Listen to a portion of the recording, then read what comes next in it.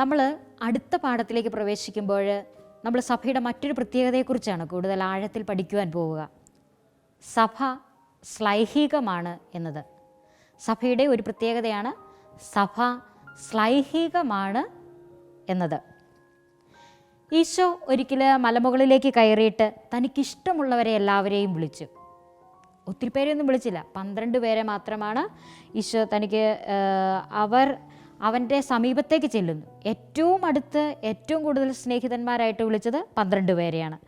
തന്നോട് കൂടി ആയിരിക്കുന്നതിനും, ഈ വിളിച്ചത് തന്നോട് കൂടി ആയിരിക്കുക, പ്രസംഗിക്കാൻ അയക്കുക, പിശാചുക്കളെ ബഹിഷ്കരിക്കുക, ഇതിനൊക്കെ അധികാരം നൽകുന്നതിന് വേണ്ടിയിട്ടാണ് ഈശോ ഈ പ്രിയപ്പെട്ടവരായിട്ട് ഇഷ്ടപ്പെട്ടവരെ തിരഞ്ഞെടുത്ത് വിളിക്കുക. വിശുദ്ധ മർക്കോസ് എഴുതിയ സുവിശേഷം അധ്യായം 3 13 മുതൽ 19 വരെയുള്ള വാക്യങ്ങളിലാണ് ഇത് നമ്മൾ കാണുന്നത്. തന്നോട് കൂടി ആയിരിക്കുന്നതിനും പ്രസംഗിക്കാൻ അയക്കുന്നതിനും പിശാചുക്കളെ ബഹിഷ്കരിക്കാൻ അധികാരം നൽകുന്നതിനുമായി അവൻ 12 പേരെ നിയോഗിച്ചു. ഇവരെയാണ് നമ്മൾ സ്ലീഹന്മാർ എന്ന് വിളിക്കുക, അപ്പസ്തോലന്മാർ എന്നൊക്കെ വിളിക്കുന്നത്. ഈ സ്ലീഹന്മാരാകുന്ന അടിത്തറമേലാണ് ഈശോ സഭയെ സ്ഥാപിച്ചത്. തൻ്റെ സഭയെ ഈശോ സ്ഥാപിച്ചത് തനിക്കിഷ്ടപ്പെട്ടതായിട്ട് തിരഞ്ഞെടുത്ത് വിളിച്ച ഈ 12 പേരുടെയും അടിസ്ഥാനത്തിലാണ് സഭയെ പണിതുയർത്തിയിരിക്കുന്നത്. സഭയുടെ ശ്ലൈഹികതയുടെ അടിസ്ഥാനമാണിത്. സഭയുടെ ശ്ലൈഹികതയുടെ അടിസ്ഥാനം ഇതാണ്. അപ്പസ്തോലന്മാരും പ്രവാചകന്മാരുമാകുന്ന അടിത്തറമേൽ പണിതുയർത്തപ്പെട്ടവരാണ് നിങ്ങൾ. നമ്മളോട് ദൈവം പറയുകയാണ്, നമ്മളോട് ഈശോ പറയുകയാണ്, അപ്പസ്തോലന്മാരും പ്രവാചകന്മാരുമാകുന്ന അടിത്തറമേൽ പണിയപ്പെട്ടവരാണ് നിങ്ങൾ. ഈ അടിത്തറയിലാണ് നിങ്ങൾ പണിയപ്പെട്ടിരിക്കുന്നത്. ഈ അടിത്തറയുടെ മൂലക്കല്ലോ അത് ക്രിസ്തുവാണ്. നമുക്കറിയാം, ഒരു കെട്ടിടം പണിയുമ്പോൾ നമ്മളൊരു കല്ല് മാത്രം വെഞ്ചിരിച്ച് ഒത്തിരി കല്ലുകൾ വെച്ചാണ് കെട്ടിടം പണിയുന്നത്. പക്ഷേ ഒരു കല്ലിനെ പ്രത്യേകമായി തിരഞ്ഞെടുത്ത് അതിനെ പ്രത്യേകമായ വിധം പാകപ്പെടുത്തി അതിനെ വെഞ്ചിരിച്ച് അതിനെ മൂലക്കല്ലായിട്ട് വെക്കുന്നു. എന്ന് പറഞ്ഞ പോലെ ഈ സഭയുടെ മൂലക്കല്ല് എന്ന് പറയുന്നത് ക്രിസ്തുവാണ്. ക്രിസ്തുവിൽ ഭവനം ഒന്നാകെ സമന്വയിക്കപ്പെട്ടിരിക്കുന്നു. ഈ ക്രിസ്തുവിൽ ഭവനം ഈ സഭയിലെ അംഗങ്ങളെല്ലാവരും കൂടി ഒന്നായിട്ട് സമന്വയിക്കപ്പെട്ടിരിക്കുകയാണ്. ക്രിസ്തുവാണ് അടിസ്ഥാനം, ക്രിസ്തുവിലാണ് മൂലക്കല്ല്. കർത്താവിൽ പരിശുദ്ധ ആലയമായി അത് വളർന്നുകൊണ്ടിരിക്കുകയും ചെയ്യുന്നു. ഈ സഭ ഇന്ന് വളർന്നുകൊണ്ടിരിക്കുകയാണ്, വളർന്ന് പന്തലിച്ചുകൊണ്ടിരിക്കുകയാണ്. ഇത് ക്രിസ്തുവാകുന്ന ആ കല്ലിന്മേലും സ്ലീഹന്മാരുടെ അടിസ്ഥാനത്തിന്മേലും പണിതുയർത്തപ്പെട്ട പ്രവാചകന്മാരാലുമൊക്കെ പണിതുയർത്തപ്പെട്ട ഈ സഭ ഇന്ന് പടർന്ന് പന്തലിച്ചുകൊണ്ടിരിക്കുകയാണ്. എഫെസൊസ്കാർക്ക് എഴുതിയ ലേഖനം 2-ാം അധ്യായം 20 മുതൽ 21 വരെയുള്ള വാക്യങ്ങളിൽ ഈ സഭയുടെ വളർച്ച, ഈ തിരുവചനം നമ്മൾക്ക് കാണുവാൻ സാധിക്കും. മിശിഹ സംഭവത്തിൻ്റെ ദൃക്സാക്ഷികളും, അതായത് മിശിഹായുടെ പീഡാനുഭവം, മരണം, ഉത്ഥാനം എല്ലാം അതിന് ദൃക്സാക്ഷികളായ ഈശോയുടെ ജീവിതവും എല്ലാം കണ്ട് അനുഭവിച്ച് അത് ആസ്വദിച്ച് അതിൽ രക്ഷ കണ്ടെത്തിയവരാണ് ഈ സ്ലീഹന്മാർ. ഇതിൻ്റെ എല്ലാം ദൃക്സാക്ഷികളാണ്.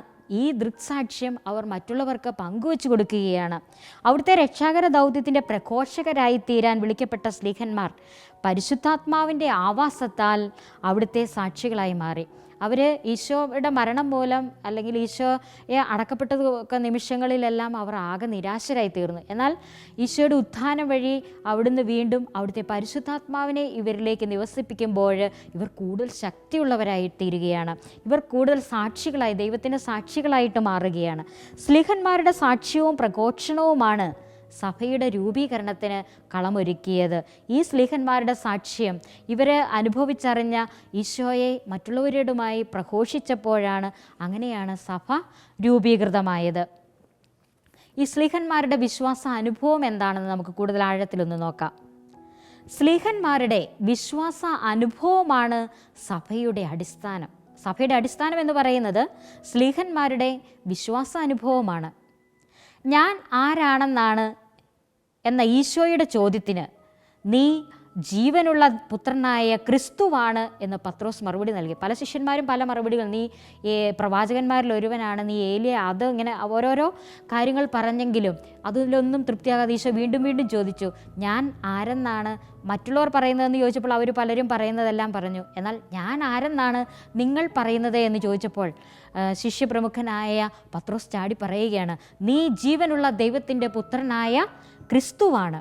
വിശുദ്ധ മത്തായി എഴുതിയ സുവിശേഷം അധ്യായം 16 ഇത് കാണുക. മത്തായി 16 നീ ജീവനുള്ള ദൈവത്തിൻ്റെ പുത്രനായ ക്രിസ്തുവാണ്.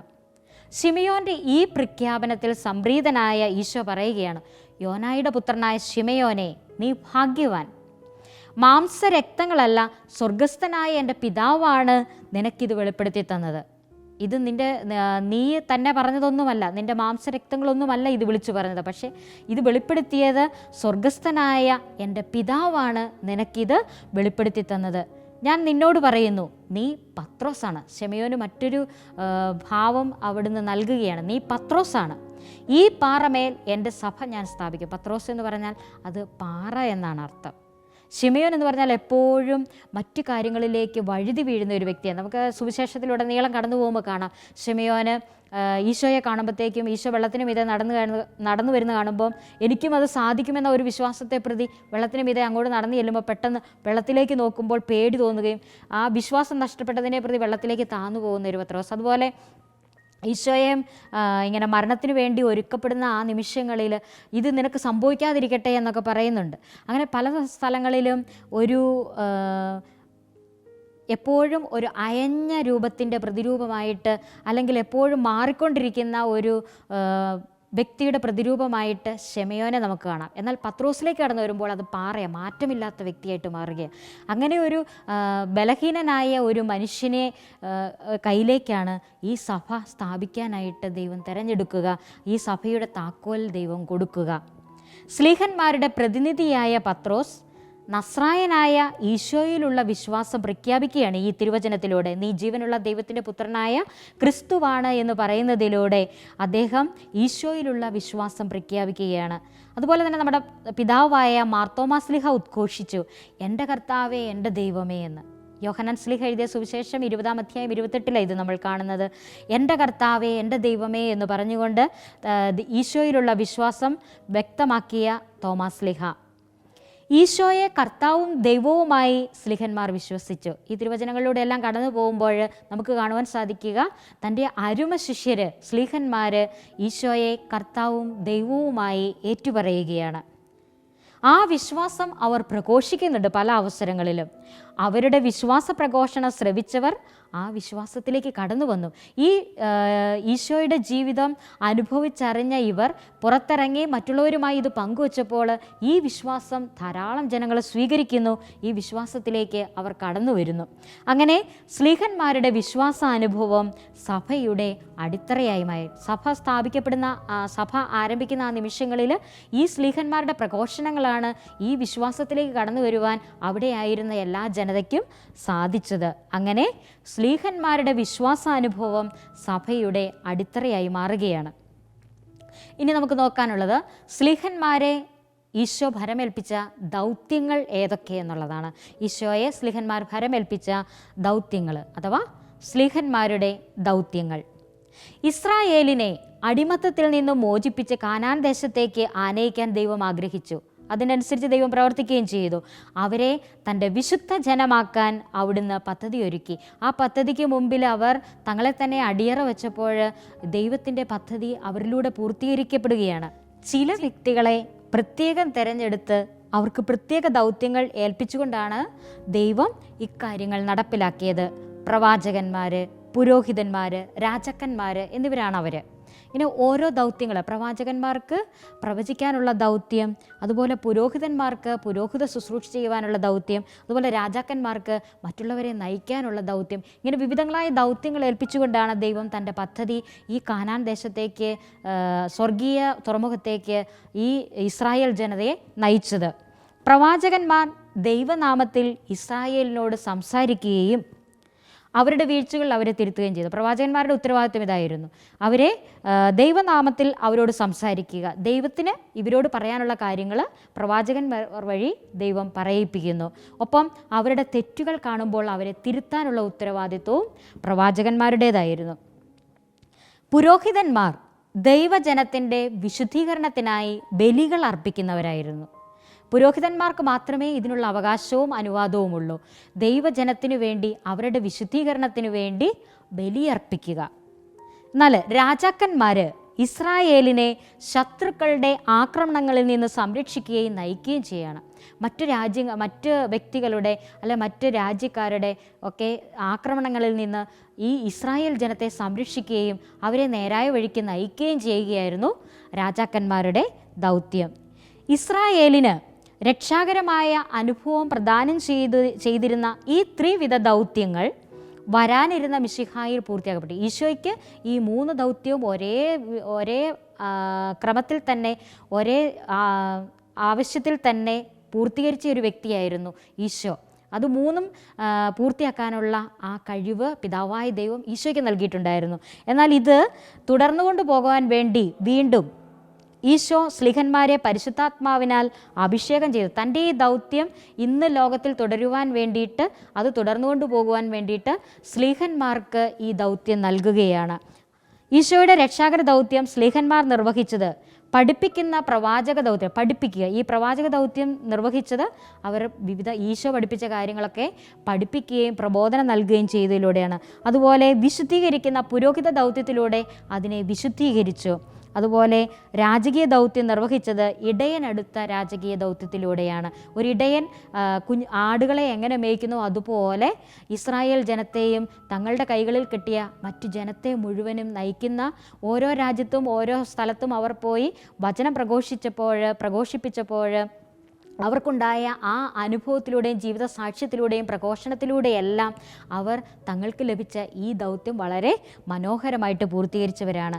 ഈ ദൗത്യങ്ങളിലാണ് സ്ലീഹന്മാരുടെ പിൻഗാമികളായ മെത്രാന്മാർ പങ്കുവറ്റുന്നത്. ഇന്ന് മെത്രാന്മാർ ഈ സ്ലീഹന്മാരിലൂടെ അവർക്ക് ലഭിച്ച ദൗത്യങ്ങൾ പൂർത്തീകരിക്കുന്നവരാണ്. ഇനി സ്ലീഹന്മാരുടെ പ്രബോധനങ്ങൾ ഏതൊക്കെയാണെന്ന് നമ്മൾ കാണാൻ പോവുക. സ്ലീഹന്മാരുടെ പ്രബോധനങ്ങൾ എന്താണ് എന്നുള്ളതാണ് നോക്കുവാൻ പോവുക. പരിശുദ്ധാത്മാവിനെ സ്വീകരിച്ച സ്ലീഹന്മാർ ഈശോ കൽപ്പിച്ചിരുന്നത് പോലെ സകല ജനപദങ്ങളോടും സുവിശേഷം പ്രസംഗിച്ചു തുടങ്ങി. യൂതന്മാർ കുരിശിൽ തറച്ചുകൊന്ന നസ്രായനായ ഈശോയെ പിതാക്കന്മാരുടെ ദൈവം ഉയിർപ്പിച്ചു എന്നും ഈശോ ഇന്നും ജീവിക്കുന്നുവെന്നും തങ്ങൾ അതിന് സാക്ഷികളാണെന്നും അവർ വ്യക്തമാക്കി. നസ്രായനായ ഈശോയെയാണ് യൂതന്മാർ കുരിശിൽ തറച്ചു കൊന്നതെന്നും ഈശോ ഇന്ന് ജീവിക്കുന്നുവെന്നും ഇതിന് ഞങ്ങൾ സാക്ഷികളാണെന്നുമായിരുന്നു അവരുടെ സാക്ഷ്യം. അപ്പസ്തോല പ്രവർത്തനം 3-ാം അധ്യായം 15-ാം വാക്യത്തിൽ ഇത് നമ്മൾ കാണുന്നത്. മാത്രമല്ല, കുരിശിൽ തറയ്ക്കപ്പെട്ട് യഹൂദ ദൃഷ്ടിയിൽ ശപിക്കപ്പെട്ടവനായി മരിച്ച ഈശോ വരാനിരിക്കുന്ന രക്ഷകനാണെന്നും കർത്താവെന്ന ഉന്നതമായ നാമം നൽകി ദൈവം അവിടുത്തെ ഉയർത്തി എന്നും അവർ പ്രഖ്യാപിച്ചു. കുരിശിൽ തറയ്ക്കപ്പെട്ട യഹൂദ ദൃഷ്ടിയിൽ ശപിക്കപ്പെട്ടവനായി മരിച്ചത്. കാരണം അന്ന് കുരിശിൽ മരിക്കുക എന്ന് പറയുന്നത് ഏറ്റവും ശപിക്കപ്പെട്ട ഒരു അവസ്ഥയായിരുന്നു. അങ്ങനെ മരിച്ച ഒരു ഈശോയാണ് വരാനിരുന്ന ക്രിസ്തു എന്ന് അവർ വ്യക്തമാക്കുകയാണ്. ഈ രക്ഷകന് കർത്താവെന്ന ഉന്നതമായ നാമം നൽകി ദൈവം അവിടുത്തെ ഉയർത്തി. ഉത്ഥാനത്തിലൂടെ കർത്താവാണെന്നുള്ള ആ നാമം നൽകി അവിടുത്തെ ഉയർത്തി എന്ന് അവർ പ്രഖ്യാപിക്കുകയാണ്. മിശിഹായിൽ വിശ്വസിക്കുന്നവരും അവിടുത്തെ നാമം ഏറ്റുപറയുന്നവനുമാണ് രക്ഷ പ്രാപിക്കുന്നതെന്നും അവർ വ്യക്തമാക്കി.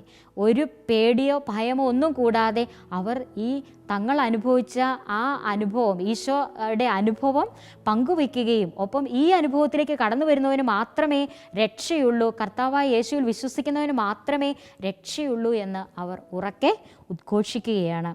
ഈ പ്രബോധനങ്ങളുടെ പേരിൽ മർദ്ദനമേൽക്കേണ്ടി വന്നപ്പോഴും കൂടുതൽ തീക്ഷ്ണതയോടെ അവർ ഈ സത്യം പ്രഘോഷിക്കുകയാണ് ചെയ്തത്. ഇങ്ങനെ ഈശോയെ അവർ കുരിശിൽ തറച്ചു കൊന്ന ഈശോ തന്നെയാണ് രക്ഷകനെന്ന് അവർ സധൈര്യം വിളിച്ചു പറഞ്ഞപ്പോൾ അവർക്ക് ഒത്തിരി മർദ്ദനങ്ങളൊക്കെ ഏൽക്കേണ്ടി വന്നു. ഇങ്ങനെ ഏൽക്കേണ്ടി വന്ന നിമിഷത്തിൽ പോലും കൂടുതൽ തീക്ഷ്ണതയോടെ ദൈവത്തിൻ്റെ വചനം പ്രഘോഷിക്കാനായിട്ട് അവർക്ക് സാധിച്ചു. സ്ലീഹന്മാരിൽ നിന്നും വിശ്വാസം സ്വീകരിച്ചവരും അവർ ചെന്നു ചേർന്ന സ്ഥലങ്ങളിലെല്ലാം പ്രതികൂല സാഹചര്യങ്ങളിൽ പോലും മിശിഹായ്ക്ക് സാക്ഷ്യം നൽകാനായിട്ട് അവർക്ക് കഴിഞ്ഞു. അങ്ങനെ സ്ലീഹന്മാരുടെ പ്രബോധനങ്ങൾ വഴിയായിട്ട് സഭ പടർന്നു പന്തലിക്കാനായിട്ട് ഇടയായി.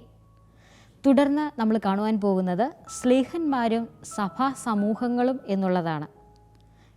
പരിശുദ്ധാത്മാവിനെ സ്വീകരിച്ച സ്ലീഹന്മാർ മിശിഹായുടെ കൽപ്പന പ്രകാരം അവർ ലോകമെമ്പാടും സുവിശേഷം പ്രഘോഷിക്കാനായിട്ട് സുവിശേഷ സന്ദേശവുമായിട്ട് വിവിധ സ്ഥലങ്ങളിലേക്ക് പോവുകയായിരുന്നു. സ്ലീഹന്മാർ സുവിശേഷം പ്രഘോഷിച്ച സ്ഥലങ്ങളിലെല്ലാം വിവിധ ക്രൈസ്തവ സമൂഹങ്ങൾക്ക് രൂപം കൊടുത്താണ് അവർ കടന്നുപോയത്. എവിടെ ചെല്ലുന്നുവോ അവിടെ വചനം പ്രഘോഷിക്കുന്നു, അവരിൽ നിന്ന് വിശ്വാസം സ്വീകരിക്കുന്നവരെ ഒരുമിപ്പിച്ച് ചേർത്ത് അവിടെ ഒരു ക്രൈസ്തവ സമൂഹത്തിന് രൂപം കൊടുക്കുവാനായിട്ട് ഈ സ്ലീഹന്മാർക്കെല്ലാവർക്കും സാധിച്ചു. മാർത്തോമാ സ്ലീഹ ഇന്ത്യയിലും പേർഷ്യയിലുമാണ് സുവിശേഷം പ്രസംഗിച്ചത്. പേർഷ്യയിലും ഇന്ത്യയിലും സുവിശേഷം പ്രഘോഷിച്ച സ്ലീഹനായിരുന്നു മാർത്തോമാ സ്ലീഹ. അതിനാൽ ഈ പ്രദേശങ്ങളിലെ സഭാ സമൂഹങ്ങൾ മാർത്തോമാ സ്ലീഹായെ തങ്ങളുടെ വിശ്വാസത്തിൻ്റെ പിതാവായിട്ട് കാണുന്നു. നമ്മൾ നമ്മുടെ വിശ്വാസത്തിൻ്റെ പിതാവായിട്ട് കാണുന്നത് തോമാസ് സ്ലീഹായെയാണ്. അതുപോലെ പേർഷ്യക്കാരും അവരുടെ വിശ്വാസത്തിൻ്റെ പിതാവായിട്ട് കാണുന്നത് ഈ തോമാസ് സ്ലീഹായെയാണ്. കാരണം തോമാസ് സ്ലീഹായിലൂടെയാണ് അവരിലേക്ക് ഈ ക്രൈസ്തവ വിശ്വാസം കടന്നു വന്നത്. ഇനി നമ്മൾ കാണുവാൻ പോകുന്നത് നമ്മൾ ഓരോരുത്തരും അംഗമായിരിക്കുന്ന സീറോ മലബാർ സഭയുടെ ശ്ലൈഹിക പൈതൃകം കൂടുതൽ ആഴത്തിൽ പഠിക്കാൻ പോവുകയാണ്. മാർത്തോമാ സ്ലീഹായിൽ നിന്ന് നേരിട്ട് വിശ്വാസം സ്വീകരിക്കുവാൻ ഭാഗ്യം ലഭിച്ചവരാണ് നമ്മുടെ പൂർവികർ തോമാസ് സ്ലീഹായിൽ നിന്ന് നേരിട്ട് വിശ്വാസം സ്വീകരിച്ചവരാണ്. ഈ വിശ്വാസ പാരമ്പര്യമാണ് തലമുറയായിട്ട് സീറോ മലബാർ സഭാംഗങ്ങളായ നമുക്ക് ലഭിച്ചിരിക്കുന്നത്. മാർത്തോമാ നസ്രാണികൾ, മാർത്തോമാ ക്രിസ്ത്യാനികൾ എന്നിങ്ങനെയുള്ള പേരുകൾ നമ്മുടെ സഭയുടെ ശ്ലൈഹിക അടിസ്ഥാനത്തെ ചൂണ്ടിക്കാണിക്കുകയാണ്. നമ്മളെ വിളിക്കുന്നത് നമ്മൾ ആരിൽ നിന്ന് വിശ്വാസം സ്വീകരിച്ചുവോ ആ സ്ലീഹായുടെ പേര് കൂട്ടിയാണ് മാർത്തോമാ നസ്രാണികളെന്നും മാർത്തോമാ ക്രിസ്ത്യാനികളെന്നൊക്കെയാണ് നമ്മൾ അറിയപ്പെടുന്നത്. ഈശോയെ കർത്താവും ദൈവവുമായി ഏറ്റുപറഞ്ഞ അവിടുത്തോടൊപ്പം ജീവിക്കുവാനും മരിക്കാനും സന്നദ്ധത പ്രകടിപ്പിച്ച സ്ലീഹായാണ് മാർത്തോമാ സ്ലീഹ. നമുക്കും അവനോടുകൂടി പോയി മരിക്കാം എന്ന് പറഞ്ഞ് സധൈര്യം എന്തിനും തയ്യാറായി നിന്ന ഒരു തോമാസ് സ്ലീഹ.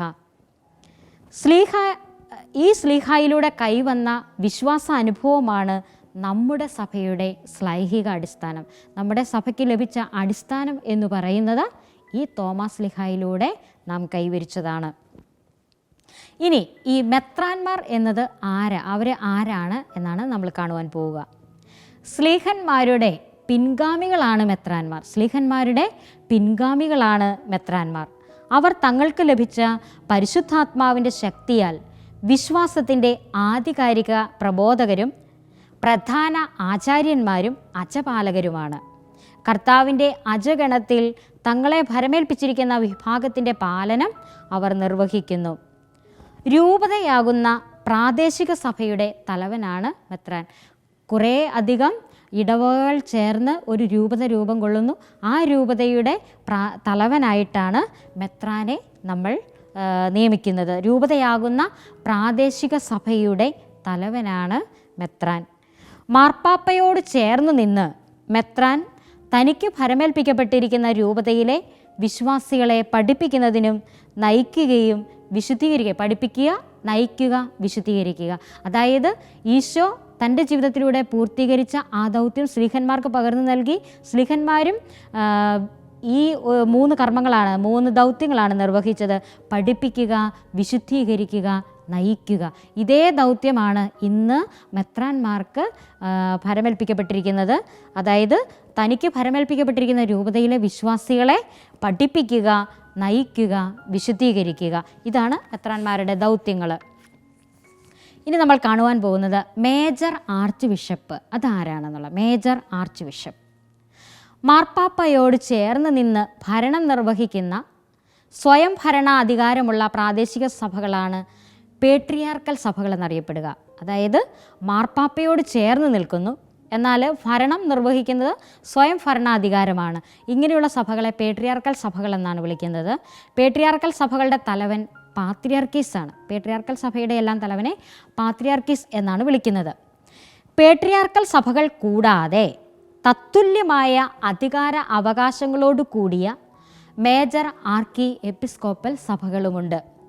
മേജർ ആർക്കി എപ്പിസ്കോപ്പൽ സഭകളുടെ തലവനാണ് major archbishop. Major archiepiscopal സഭകളുടെ തലവനെയാണ്, അല്ലെ ആ സഭയുടെ തലവനെയാണ് മേജർ ആർച്ച് ബിഷപ്പ് എന്ന് വിളിക്കുന്നത്. സീറോ മലബാർ സഭ 1992 ഈ സ്ഥാനത്തേക്ക് ഉയർത്തപ്പെട്ടു. മേജർ ആർക്കി എപ്പിസ്കോപ്പൽ പദവിയിലേക്ക് ഉയർത്തപ്പെട്ട സീറോ മലബാർ സഭ 1992 ഈ സ്ഥാനത്തേക്ക് ഉയർത്തപ്പെട്ടത്.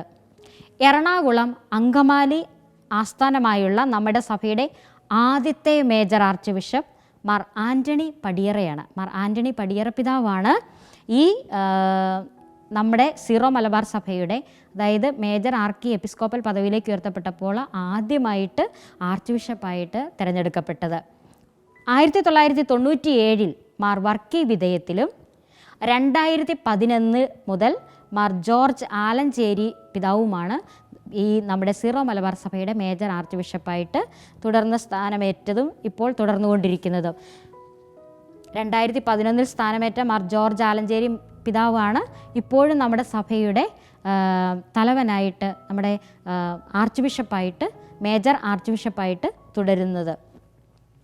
ഈ സഭ, നമ്മുടെ സീറോ മലബാർ സഭയുടെ കാര്യാലയം എന്ന് പറയുന്നത് കാക്കനാടുള്ള മൗണ്ട് സെൻറ്റ് തോമസ് ആണ്. ഇവിടെയാണ് ഈ സഭയുമായി ബന്ധപ്പെട്ടിട്ടുള്ള എല്ലാ കാര്യാലയങ്ങളും എല്ലാ ഓഫീസുകളും പ്രവർത്തിക്കുന്നത്. അടുത്തതായി നമ്മൾ കാണുവാൻ പോകുന്നത് മാർപ്പാപ്പയുടെ പരമാധികാരത്തെക്കുറിച്ചാണ്. ഈശോ തിരഞ്ഞെടുത്ത 12 അപ്പസ്തലന്മാരുടെ സംഘത്തിൽ ഈശോ തന്നെ പ്രാമുഖ്യം കൊടുത്ത വ്യക്തിയാണ് ശമയോൻ പത്രോസ്. ഈശോയുടെ സർവ്വപ്രധാനമായിട്ടുള്ള എല്ലാ സന്ദർഭങ്ങളിലും ഈശോ കൂട്ടിക്കൊണ്ടുപോയ ഒരു വ്യക്തിയായിരുന്നു വിശുദ്ധ പത്രോസ്. ഈശോയുടെ പ്രത്യേക പരിഗണനയ്ക്കും സ്നേഹത്തിനും ശാസനയ്ക്കും ഒക്കെ പാത്രീഭൂതനായ പത്രോസ് തൻ്റെ സഭയുടെ സ്ഥാപനത്തിലും ദൗത്യത്തിലും മുഖ്യസ്ഥാനം അവിടെ നൽകി. പത്രോസിനാണ് തൻ്റെ സഭയിലും സഭയുടെ സ്ഥാപനത്തിലുമെല്ലാം മുഖ്യ പങ്ക് നൽകുക. സഭയുടെ മേൽ പത്രോസിന് പരമാധികാരം നൽകുന്നതായി സുവിശേഷങ്ങളിൽ നാം കാണുന്നുണ്ട്. പത്രോസാകുന്ന പാറമേൽ സഭ സ്ഥാപിക്കുമെന്നും സ്വർഗരാജ്യത്തിൻ്റെ താക്കോലുകൾ അവന് നൽകുമെന്നും ഈശോ വാഗ്ദാനം ചെയ്യുന്നുണ്ട്. 12 പേരിൽ ഒന്നാമനായി ഈശോ പത്രോസിനെ നിയമിച്ചുവെന്ന് ഇതിൽ നിന്ന് വ്യക്തമാകുന്നു. ഈ 12 ശിഷ്യന്മാരെ ഈശോ പ്രത്യേകമാംവിധം തനിക്ക് ഇഷ്ടപ്പെട്ടവരായിട്ട് തിരഞ്ഞെടുത്തുവെങ്കിലും ഇവരിൽ നിന്ന് ഒരാളെ പ്രത്യേകമായിട്ടും സ്നേഹിച്ചുവെന്നും പരിഗണിച്ചുവെന്നും ഈ തിരുവചനം നമ്മെ സാക്ഷ്യം നൽകുകയാണ്. അതിനാൽ മെത്രാന്മാരിൽ ഒന്നാമനാണ് മാർപ്പാപ്പ. ഈ പത്രോസിന് നൽകിയ അതേ സ്ഥാനമാണ് മാർപ്പാപ്പയ്ക്ക് നൽകുന്നത്. കാരണം മാർപ്പാപ്പ വിശുദ്ധ പത്രോസിൻ്റെ പിൻഗാമിയാണ്. വിശുദ്ധ പത്രോസിൻ്റെ പിൻഗാമിയാണ് മാർപ്പാപ്പ. അതുകൊണ്ട് സഭയിലെ പ്രധാനപ്പെട്ട ആൾ, ഏറ്റവും പരമാധികാരമുള്ള ആൾ മാർപ്പാപ്പയാണ്. മെത്രാന്മാരിൽ ഒന്നാമനാണ് മാർപ്പാപ്പ.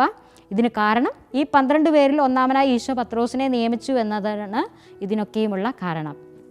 മാർപ്പാപ്പ ഒരേ സമയം റോമിൻ്റെ മെത്രാനും ആഗോള കത്തോലിക്ക സഭയുടെ തലവനുമാണ്. ഒരേ സമയം റോമിൻ്റെ മെത്രാനുമാണ്, ഒപ്പം ആഗോള കത്തോലിക്ക സഭയുടെ തലവനുമാണ്.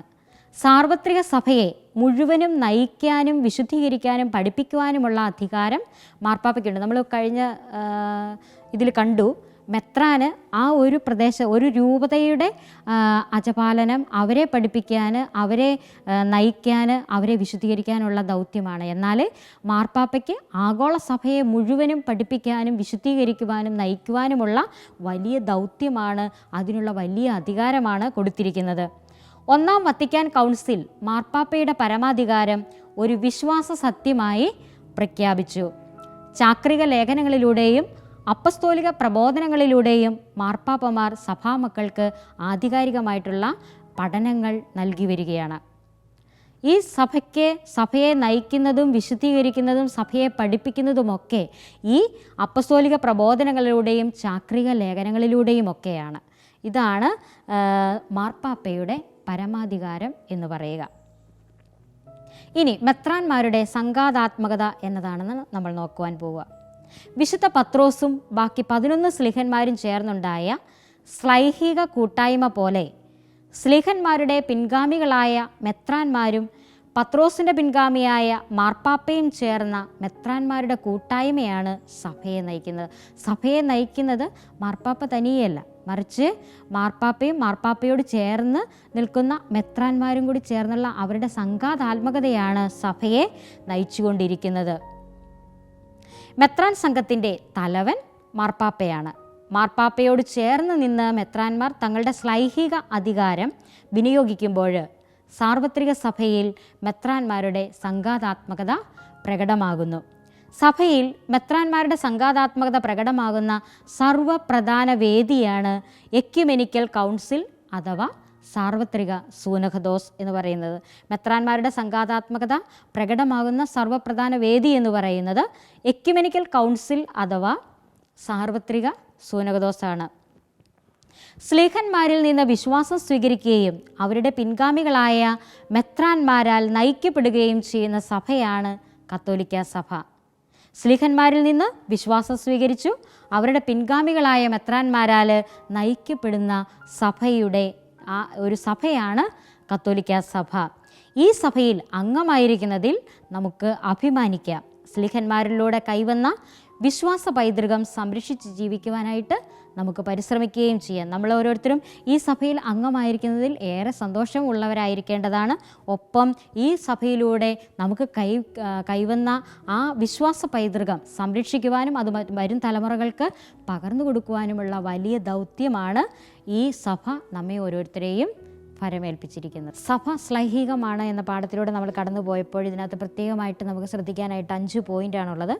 ഒന്നാമത്തേത്, സ്ലീഹന്മാരുടെ വിശ്വാസാനുഭവം സഭയുടെ അടിത്തറയാകുന്നത് എങ്ങനെയെന്നുള്ളതാണ്. സ്ലീഹന്മാരുടെ വിശ്വാസാനുഭവം സഭയുടെ അടിത്തറയാകുന്നത് എങ്ങനെയെന്നുള്ളതാണ്. ഈശോയെ കർത്താവും ദൈവവുമായി സ്ലീഹന്മാർ വിശ്വസിച്ചു. ആ വിശ്വാസം അവർ പ്രഘോഷിച്ചു. അവരുടെ വിശ്വാസ പ്രഘോഷണം ശ്രവിച്ചവർ ആ വിശ്വാസത്തിലേക്ക് കടന്നു വന്നു. അങ്ങനെ സ്ലീഹന്മാരുടെ വിശ്വാസാനുഭവം സഭയുടെ അടിത്തറയായി മാറി എന്നുള്ളതാണ് പ്രധാനപ്പെട്ട പോയിൻ്റ്. അതായത് 80-ാമത്തെ പേജിൽ 1-ാമത്തെ പാരഗ്രാഫിൻ്റെ അവസാന ഭാഗത്താണ് ഇത് നമ്മൾ കാണുക. ഈശോയെ കർത്താവും ദൈവവുമായി സ്ലീഹന്മാർ വിശ്വസിച്ചു. ആ വിശ്വാസം അവർ പ്രഘോഷിച്ചു. അവരുടെ വിശ്വാസ പ്രഘോഷണം ശ്രവിച്ചവർ ആ വിശ്വാസത്തിലേക്ക് കടന്നു വന്നു. അങ്ങനെ സ്ലീഹന്മാരുടെ വിശ്വാസാനുഭവം സഭയുടെ അടിത്തറയായി മാറി. 2-ാമത്തെ പോയിന്റ്, സ്ലീഹന്മാരുടെ പിൻഗാമികളായ മെത്രാന്മാരുടെ ദൗത്യങ്ങളാണ്. അത് നമ്മൾ കണ്ടു. പഠിപ്പിക്കുക, വിശുദ്ധീകരിക്കുക, നയിക്കുക. പഴയ നിയമം മുതലേ പ്രവാചകന്മാർ, രാജാക്കന്മാർ, പുരോഹിതന്മാർ ഇവരിലൂടെ ഈ ദൗത്യം പൂർത്തീകരിച്ചു കൊണ്ടുവന്നു. അത് സ്ലീഹന്മാർക്ക് പകർന്നു നൽകി. ഇന്ന് അത് സഭയിലെ മെത്രാന്മാരിലൂടെ തുടർന്നു കൊണ്ടുപോവുകയാണ്. ഇനി സീറോ മലബാർ സഭയുടെ ശ്ലൈഹിക പൈതൃകം ഏതെന്നുള്ളതാണ് 3-ാമത്തെ പോയിന്റ്. മാർത്തോമാ സ്ലീഹായിൽ നിന്ന് നേരിട്ട് വിശ്വാസം സ്വീകരിക്കാൻ ഭാഗ്യം ലഭിച്ചവരാണ് നമ്മുടെ പൂർവികർ. ഈശോയെ കർത്താവും ദൈവവുമായി ഏറ്റുപറഞ്ഞ അവിടുത്തോടൊപ്പം ജീവിക്കാനും മരിക്കാനും സന്നദ്ധത പ്രകടിപ്പിച്ച സ്ലീഹായാണ് ഈ മാർത്തോമാ സ്ലീഹ. ഈ സ്ലീഹായിലൂടെ കൈവന്ന വിശ്വാസ അനുഭവമാണ് നമ്മുടെ സഭയുടെ ശ്ലൈഹിക അടിസ്ഥാനം എന്ന് പറയുന്നത്. 4-ാമത്തെ പോയിന്റ്, സഭയിൽ മെത്രാന്മാരുടെ സംഘാതാത്മകത പ്രകടമാകുന്നത് എപ്പോൾ എന്നുള്ളതാണ്. വിശുദ്ധ പത്രോസും ബാക്കി 11 സ്ലീഹന്മാരും ചേർന്നുണ്ടായ ശ്ലൈഹിക കൂട്ടായ്മ പോലെ സ്ലീഹന്മാരുടെ പിൻഗാമികളായ മെത്രാന്മാരും പത്രോസിൻ്റെ പിൻഗാമിയായ മാർപ്പാപ്പയും ചേർന്ന മെത്രാന്മാരുടെ കൂട്ടായ്മയാണ് സഭയെ നയിക്കുന്നത്. മെത്രാൻ സംഘത്തിൻ്റെ തലവൻ എന്ന് പറയുന്നത് മാർപ്പാപ്പയാണ്. മാർപ്പാപ്പയോട് ചേർന്ന് മെത്രാന്മാർ തങ്ങളുടെ ശ്ലൈഹിക അധികാരം വിനിയോഗിക്കുമ്പോൾ സാർവത്രിക സഭയിൽ മെത്രാന്മാരുടെ സംഘാതാത്മകത പ്രകടമാകുന്നു എന്നുള്ളതാണ് പ്രധാനപ്പെട്ട കാര്യം. അടുത്തത് 5-ാമത്തെ പോയിന്റ്, മാർപ്പാപ്പയുടെ പരമാധികാരം എന്നതുകൊണ്ട് അർത്ഥമാക്കുന്നത് എന്നുള്ളതാണ്. സഭയുടെ മേല് പത്രോസിന് പരമാധികാരം നൽകുന്നതായിട്ട് സുവിശേഷങ്ങളിൽ നാം കാണുന്നുണ്ട്. പത്രോസാകുന്ന പാറമേൽ സഭ സ്ഥാപിക്കുമെന്നും സ്വർഗരാജ്യത്തിൻ്റെ താക്കോലുകൾ അവന് നൽകുമെന്നും ഈശോ വാഗ്ദാനം ചെയ്യുന്നു. 12 പേരിൽ ഒന്നാമനായി ഈശോ പത്രോസിനെ നിയമിച്ചുവെന്ന് ഇതിൽ നിന്നും വ്യക്തമാകുന്നു. അതിനാൽ മെത്രാന്മാരിൽ ഒന്നാമനാണ് മാർപ്പാപ്പ. കാരണം മാർപ്പാപ്പ വിശുദ്ധ പത്രോസിൻ്റെ പിൻഗാമിയാണ്. അതോടൊപ്പം തന്നെ മാർപ്പാപ്പ ഒരേ സമയം റോമിൻ്റെ മെത്രാനും ആഗോള കത്തോലിക്ക സഭയുടെ തലവനുമാണ്. സാർവത്രിക സഭയെ മുഴുവനും നയിക്കാനും വിശുദ്ധീകരിക്കാനും പഠിപ്പിക്കാനുമുള്ള അധികാരം മാർപ്പാപ്പയ്ക്കുണ്ട്. 1-ാം വത്തിക്കാൻ കൗൺസിൽ മാർപ്പാപ്പയുടെ പരമാധികാരം ഒരു വിശ്വാസ സത്യമായി പ്രഖ്യാപിച്ചു. ചാക്രിക ലേഖനങ്ങളിലൂടെയും അപ്പസ്തോലിക പ്രബോധനങ്ങളിലൂടെയും മാർപ്പാപ്പമാർ സഭാമക്കൾക്ക് ഈ ആധികാരിക പഠനങ്ങൾ നൽകി വരുന്നു. ഇതാണ് മാർപ്പാപ്പയുടെ പരമാധികാരം എന്നതിനെ കൊണ്ട് നമ്മൾ മനസ്സിലാക്കേണ്ടത്. ചുരുക്കത്തിൽ ശ്ലീഹന്മാരിൽ നിന്നും വിശ്വാസം സ്വീകരിക്കുകയും അവരുടെ പിൻഗാമികളായ മെത്രാന്മാരാൽ നയിക്കപ്പെടുകയും ചെയ്യുന്ന സഭയാണ് കത്തോലിക്ക സഭ. ഈ സഭയിൽ അംഗമായിരിക്കുന്നതിൽ നമുക്ക് അഭിമാനിക്കാം. ശ്ലീഹന്മാരിലൂടെ കൈവന്ന വിശ്വാസ പൈതൃകം സംരക്ഷിച്ച് ജീവിക്കാനായിട്ട് നമുക്ക് അക്ഷീണം പരിശ്രമിക്കുകയും ചെയ്യാം.